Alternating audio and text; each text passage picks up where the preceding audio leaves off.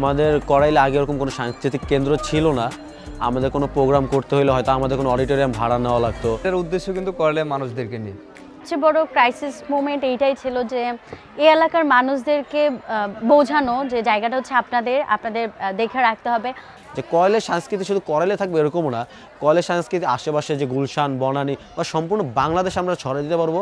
সেই ক্ষেত্রে মাচান একটা গুরুত্বপূর্ণ ভূমিকা আমি অনেকেই পালন করতেছে। সামনের প্ল্যানগুলো হচ্ছে এখানে বিভিন্ন এক্সিবিশন হবে, ওয়ার্কশপ হবে, বিভিন্ন প্রোগ্রাম হবে এবং মাচানের মাধ্যমে যাতে করাইলের মানুষদের উপকৃত হয়। আমাদের সংস্কৃতিটা আমরা করাইলেরটা তুলে ধরবো যে শুধু তা না, মাচানটা হবে এমন একটা জায়গা যেতে মানে পুরো বাইরের কেন পুরো বিশ্বের জন্যই যাতে ওপেন থাকে।